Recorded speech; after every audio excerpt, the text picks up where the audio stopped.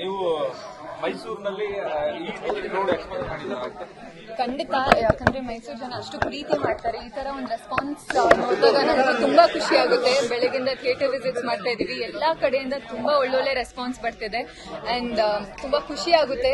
ಜನರ ಜೊತೆ ಇವತ್ತು ಸಿನಿಮಾ ಎಲ್ಲ ನೋಡ್ತಾ ಬರ್ತಾ ಇದೀವಿ. ಅವರು ಒಂದು ಖುಷಿ ಪಡೋದು, ಶಿಲ್ಲೆ ಹೊಡಿಯೋದು ಥಿಯೇಟರ್ ಅಲ್ಲಿ. So as an artist full team ನಮ್ಗೆ ತುಂಬಾ ಇಷ್ಟ ಆಗುತ್ತೆ.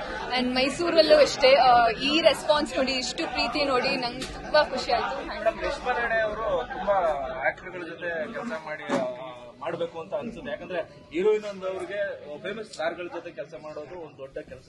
ಈಗ ಧ್ರುವ ಅವ್ರ ಜೊತೆ ಕೆಲಸ ಮಾಡಿದೆ, ಹೇಗಿರುತ್ತೆ ಈ ಒಂದು ಕೆಡಿ ಸಿನಿಮಾದ ಎಕ್ಸ್ಪೀರಿಯನ್ಸ್ ಹೇಗಿತ್ತು? ತುಂಬಾ ಚೆನ್ನಾಗಿತ್ತು. ಇಷ್ಟು ಬೇಗ ಮುಗ್ದೋಯ್ತಲ್ಲ ಅಂತ ತುಂಬಾ ಬೇಜಾರಾಗ್ತಿದೆ. ಅಲ್ಲ, ಇಷ್ಟು ವರ್ಷ ಆದ್ರೂ ರಿಲೀಸ್ ಅಲ್ಲಿ ಖುಷಿ ಆಗುತ್ತೆ. ಬಟ್ ಪಾರ್ಟ್ 2ಗೆ ಇವಾಗ ಯಾವಾಗ ಸ್ಟಾರ್ಟ್ ಆಗುತ್ತೆ, ಜನರ ರೆಸ್ಪಾನ್ಸ್ ನೋಡಿ ಯಾವಾಗ ಸ್ಟಾರ್ಟ್ ಮಾಡ್ತೀವಿ ಶೂಟಿಂಗ್ ಅಂತ ವೇಟ್ ಮಾಡ್ತೀನಿ. ಯಾಕಂದ್ರೆ ಪ್ರತಿಯೊಬ್ರು ಥಿಯೇಟರ್ ಸಿನಿಮಾ ನೋಡಿದವರು ಪಾರ್ಟ್ 2 ಬೇಕು, ಪಾರ್ಟ್ 2 ಬೇಕಂತ ಅವರೇ ಕೇಳ್ತಿದ್ದಾರೆ. ಸೊ ಅವಾಗ ತುಂಬಾ ಖುಷಿ ಆಗುತ್ತೆ. ಸೊ ಸರ್ ಎಲ್ಲ ಹೌದು, ಕೆಡಿ ಪಾರ್ಟ್ 2 ಬಂದ್ರೆ 3ನೇದು. But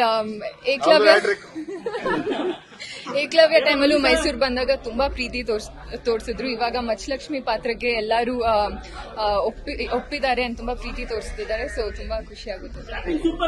thank you.